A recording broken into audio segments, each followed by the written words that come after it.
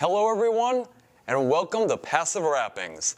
My name is Steve Sarajian, and on this show, I sit down with designers and visual artists from our area.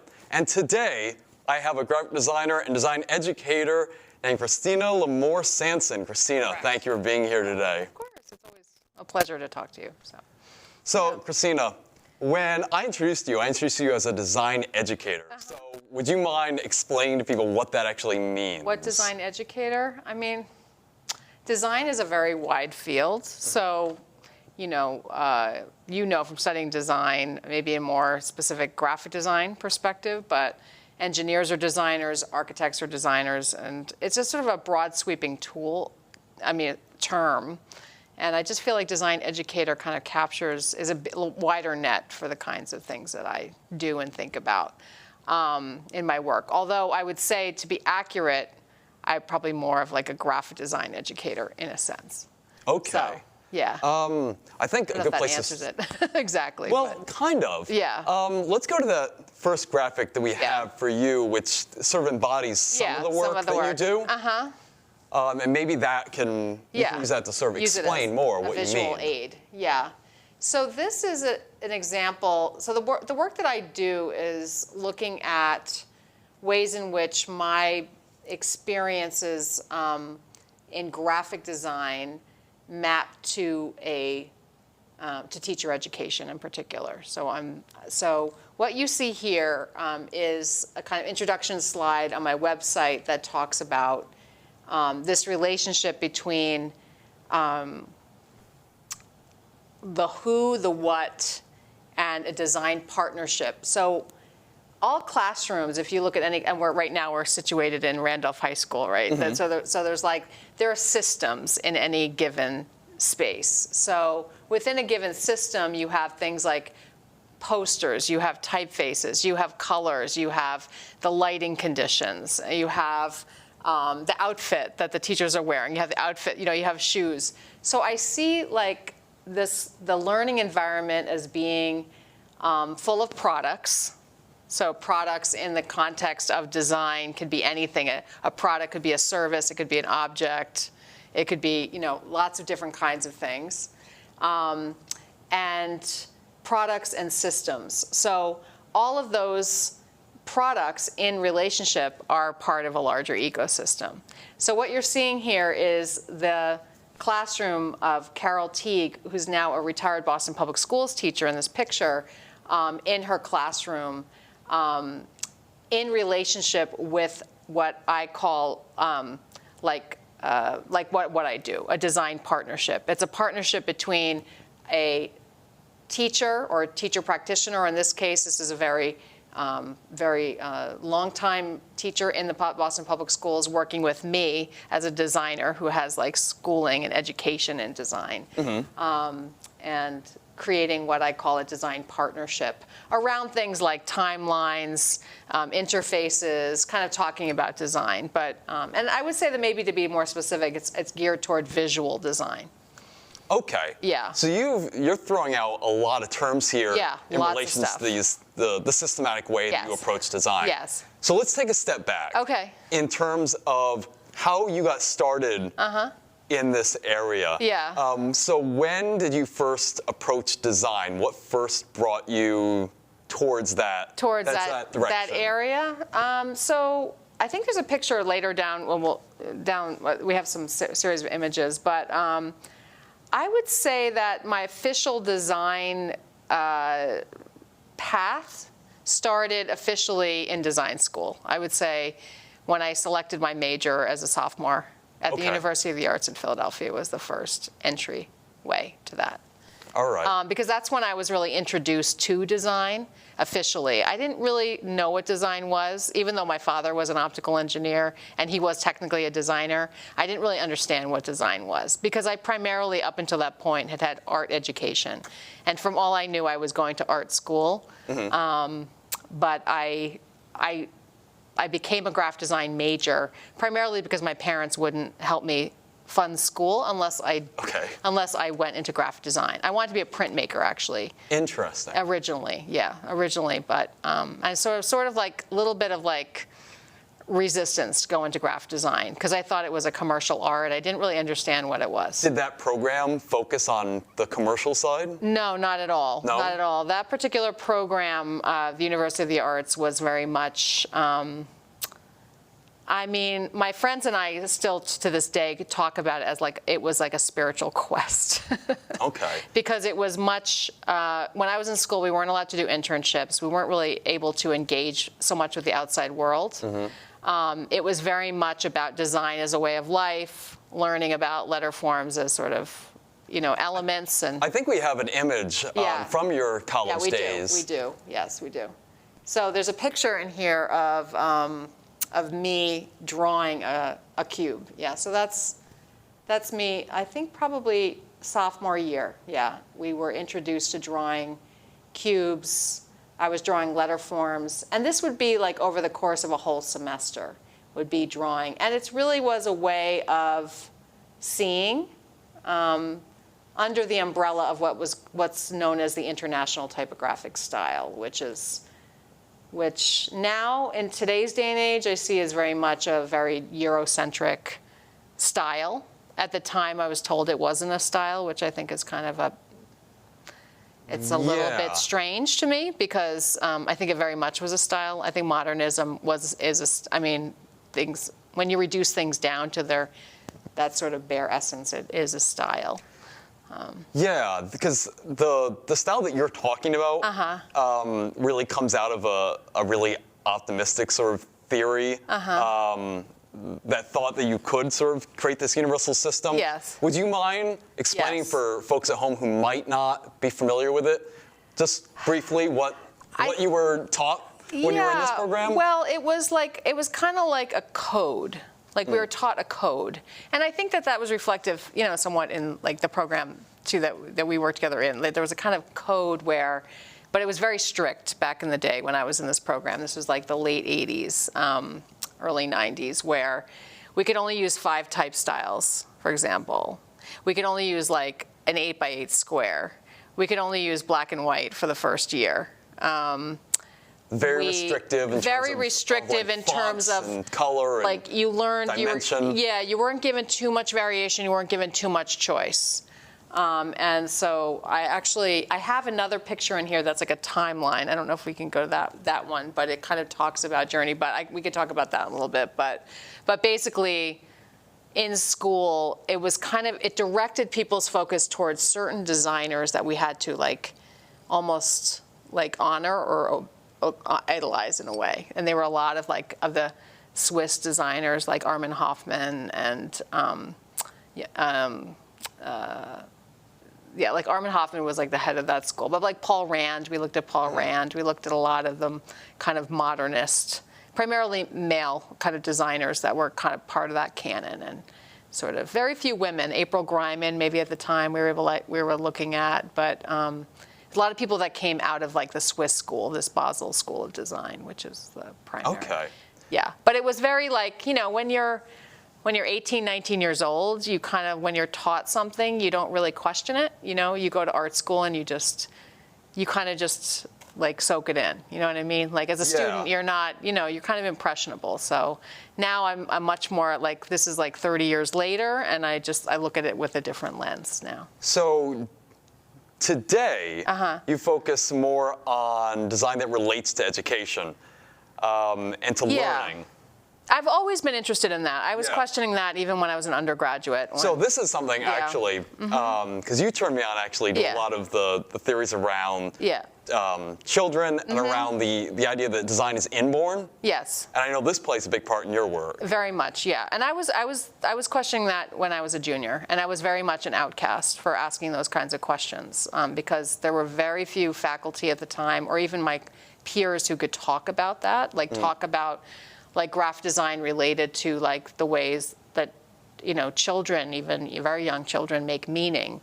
But I was very fortunate to have a professor in my senior year for my senior thesis who was able to talk with me about it, and he turned me on to children's art, and I looked at the work of Rhoda Kellogg, and the theories of like systems of drawing, and you kind of, at that time it was like more universal systems of like pattern and drawing. You really turned me on to the Yeah. Rhoda Kellogg work, and that's been, ever since I was like studying her stuff, it's had a big influence on me. Oh, and the way I think about I'd love to design. know, how is that? So I hadn't really thought about, so I hadn't thought about exactly how some of these sort of archetypal approaches to design, I mean, there's sort of basics around shape that I hadn't thought about where those initially developed. I hadn't really thought about them as being things that we develop so early in our lives. And seeing the way that she cataloged all these children's drawings, which is primarily what Rhoda Kellogg is known for, is that she catalogs all those drawings and seeing that there was like an actual The way same these things unfolded. at the same ages, pretty much, over growth and development. Even, it was interesting, even her work like with visually impaired children, at that very young age, they would make the same shape marks even when they had no sight and weren't sighted. Right. And that's, the implications of that are something that I think about a lot. Yeah, and your own thesis, like your capstone, was about symbols, right? And universal, so right? people at home are not going to know what you're talking about. So I will mention what you're talking about. Okay. So Context. So you were actually head of the department over at the Leslie School of Art and Design when I was a student, and I did a capstone project that had to do with safety design. Yes, it had to do with these sort of pictographic images that were meant to try and communicate in the very sort of basic way without people having to know a lot of like abstract symbolism. And so, that played. So when you introduced the Rhoda Kellogg work to me, like that made me really have to rethink the whole way I was thinking about how we process information. So that was really there's some overlap as I'm hearing you say that, because I remember that you were, and I are you still studying that? That's a continuing theme in what I'm studying and what I'm working on right now. So because all of this design instinct learning in my thesis, I mean, it really was part of my initial capstone also. So this has been a lifelong capstone for me. These investigations.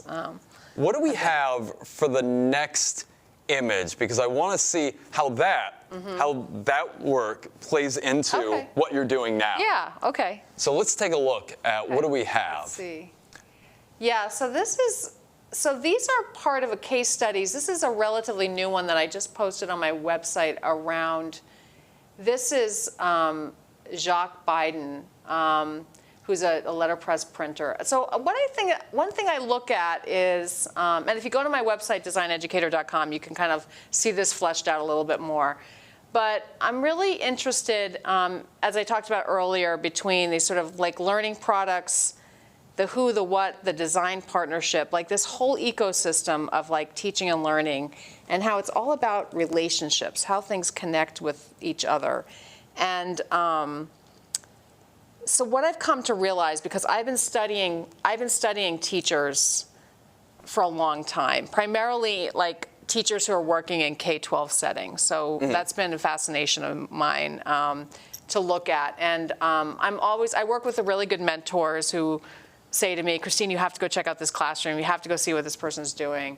And the case studies on my website now are kind of looking at, I don't know if we can go to another case study. You can kind of see the patterns if we go to these. So if each of these like samples look at individual teachers, this is Maya Chavez, who's in Providence Public Schools, who just have this ability and confidence to be able to develop their own design styles, who have inherent sort of instinct to build these systems with consistent color palettes, typefaces, colors, that really reflect their own values. So it's sort of like, oftentimes these things are kind of ubiquitous. We don't even think about it. Like right now we're in a room that's there's an American flag and we have an exit sign, we don't really think about how those things really affect, even the lighting, how they affect our experiences and our learning in the spaces.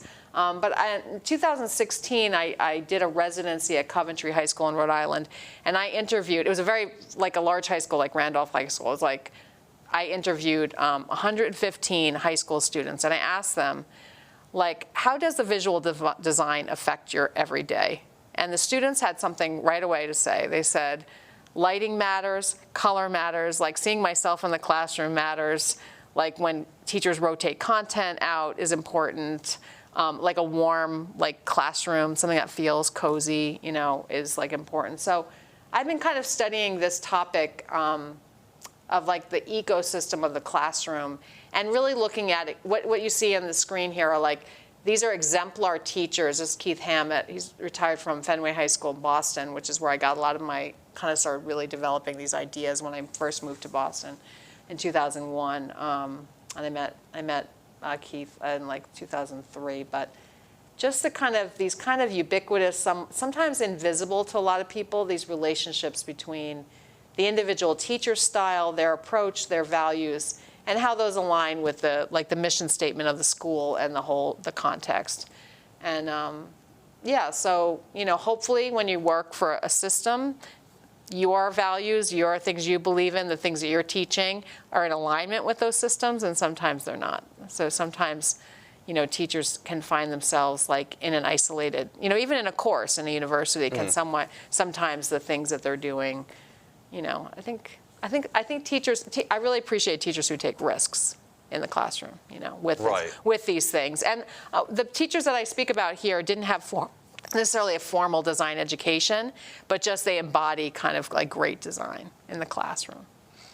So. Yeah, I wonder, because we brought up formal design education a number of times when we've been talking. Yes. And I wonder how important a formal design education is in certain ways. One thing when I'm working with children, I always find interesting is to try and pull out of them those design skills that are sort of latent. For example, one of the things I've been doing when I work with children is certain lessons we've been doing that involve building abstract models with materials, sort of everyday materials. Like theoretical machines, things like that. And it's interesting to sort of watch their thought process. And I always want to sort of hold back from interjecting my own thoughts a lot of the time. But you give space. You give space to their ideas. Yeah. At the same time, though, I do want to sort of help them hone their approach. And it's always. Do you base that on a particular philosophy? Do you feel like you have a certain approach or certain value set that you feel is better design learning or principles that you refer to as a standard? I don't know if there's because I've always been kind of someone who tries to pull from eclectically from sort of different places approaches. And this part of the reason I have you on is because I do think that this way of thinking of particularly as children and really everybody is having the sort of innate inborn abilities. And I always kind of draw from, I've always been really interested in 18th century American anarchist models of education. And so I've always been really interested in sort of applying that to the work I do with children. Interesting. What would be that? Who were some of the thinkers around that? So I know Lysander Spooner, Benjamin Tucker, they were involved in a lot of that. They were drawing a lot from the work of European individualist anarchist thinkers. So that's been an influence on me. That you have to send me some sources. Yeah, that and a lot of this stuff that the Road to Kellogg stuff that I've been thinking about. So when you're working with teachers, What are some of the challenges you find that maybe because they don't have a formal education, they're not thinking about when they're designing a learning space? I think they're always initially when I first am building trust relationship with teachers or schools, I think there tends to be like a little bit of nervousness around me because they're like afraid of using the wrong typeface or using the wrong, and I've really had to, like, it seems very much like you, like I've had to take a step back and really listen to what their own tendencies are, their own preferences, and then honor those tendencies. And that's something I've learned, I would say, probably in the last like 10 years, I've really honed that. Because what one, like for example, like you have a style, I have a style of things that, like we have our favorite shirt, or we have our, we're gonna pick a certain like shampoo bottle out of the, at CVS or whatever. Like we all have those tendencies, and those all come from our own DNA, our own kind of like, and that's an amalgam of a lot of things. Like it could be like things that the ways we grew up, like we kind of adopted certain preferences towards things, or there might be certain cultural differences, and like the way we kind of appreciate those kinds of, I think of them as like our design elements, like what are the elements in our life that, like for me, it's like I like a deep orange color. Like whenever I see something in that color, I'll always like get that color. I don't really know where exactly that comes from, but it's just something that's been with me for a long time. Or I've had a, even though it was like really counter to my schooling, I've always loved rounded typefaces. I just love like just certain things, that don't always line up with sort of like the design principles that I was taught. So there's a contradiction between what I like and what I, and there's two scholars I want to mention. One is Cheryl D. Miller, who I mentioned also on my website, who has been a big influence on me. She gives an amazing talk on design DNA and how her cultural kind of perspectives, kind of coming from 4 cultures, kind of growing up, like influences her work. And she's won every major design award in the country right now, and she's won an AIGA gold medal. And I was very fortunate to teach with her at Senior Studio at Leslie, and she's just really influenced the ways in which I can see some of the nuances of the Kellogg work. And then also Leila Gandini, who is she's the disseminator of the Reggio Emilia approach, which is an Italian approach. She has a whole theory that's really picking off of Kellogg, where she studied, in 1980, she studied children over time to look at, yes, there are those Kellogg patterns that occur over time, but she looked at the nuances of the style of 3-year-old children and actually found that although children were drawing those same schemas, there were nuances within those schemas, like the ways in which a child would like use a drawing. It was like heavier than another child, or like another child might be drawn to circles, or another child. So there's sort of like, and basically what she calls it is the emergence of style that we have, that it shows evidence that children as young as 3 have adopted a style. All right. Yeah, I'm going to have to look into that. You're going to have to send that to me. It's very cool. Yeah, it's very cool. It's kind of, it's from the times we've talked about Kellogg. I actually think when we're talking about style, I think this next image reflects something of your personal style. Okay. So let's get that up. Okay, yeah. So do you want to explain what it is we're seeing here? We're seeing here, so there's a series of 3 images so over the pandemic, we were all quarantined, and since the pandemic, I have been really needing to get outside, at least for like a half an hour a day. And I just started to like explore my neighborhood. I live in Western, Rhode Island, and just every day I would go outside and I would just like look at patterns in nature, and I just started to take pictures of them. And I started posting them on Instagram. And then people really liked them. I call them my design walks. And they're therapeutic, but it was also just like, maybe kind of like, I think in some ways it's drawn from my design education, because we were sort of taught to like look at pattern and look at beauty and look at structures, like in grids and typography and things like that. It's all about structure. But I just started to really notice, and it just got me really appreciative kind of like the little areas around my neighborhood. I mean, I'm still discovering like ponds and forests that like I've lived there for 15 years and it's since the pandemic where I actually was like, oh, there's like some really like pretty little places to walk around. But they're kind of like my design walks, and as a consequence of posting these like pretty regularly on my Instagram, which is Design Educator, people are like, can I take a design walk with you? Can I or they'll say like, I'm posting this, so they refer to kind of my design walk. So it's kind of become like my daily routine is sort of like, and I think it's a way, like a way of like just sharing with everybody that we have tendencies and things that we look at, and it's just a way of like marking our design patterns that you're finding. Yeah, and it's sometimes like yesterday I posted something a couple days ago. I just found this beautiful kind of outside the post office. There was just this beautiful like plastic ring that was like perfectly on the pavement, and I just took a picture of it because it's a letter form. It's a beautiful shape, and it doesn't have any particular meaning. It's just something that I find really beautiful. So. I think we also have, because you referenced it earlier, I think we have that timeline as well that you mentioned, because I wanted you to be able to explain what you meant by that when you referenced it earlier. Sure, there's a timeline in here, and so this is a project that I'll do.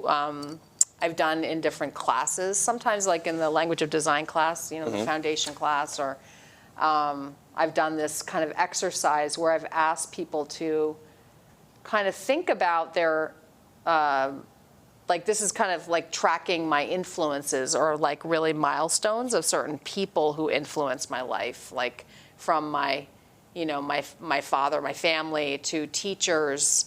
So the teacher who recognized sort of like my thesis, and Ken Hebert is in here, Cheryl Miller. So they're just sort of people, and then also on the top are some of the, like on the left is an image by Armin Hoffman, more of that Swiss design, which I was told was good design, but then on the right is Von Oliver's work, who I wasn't really allowed to really appreciate in college. So for people who don't know what you're talking about, this is what you're referencing earlier. I'm referencing this, yeah. So this is just kind of like, but I think this is a good exercise. I find this is a good project, just to kind of go through like pictures, think about like what were your influences, and Leila Gandini, who I mentioned earlier, talks about what remains a memory. Like when you think about like what are those key moments that kind of like helps you to understand your design instincts or your talent, sort of thing. So yeah, so I just found that to be a kind of therapeutic exercise to do a timeline like that. And I've been looking at a lot of things through time and geography lately. So I'm like one of my projects that I've been working on is looking at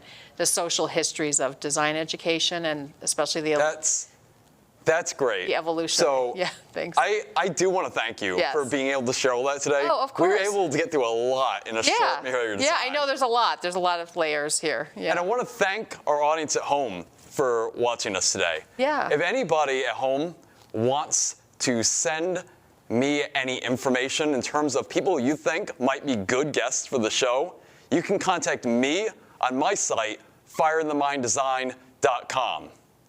My name has been Steven Sredzian, and this is Passive Wrappings. Thank you for watching.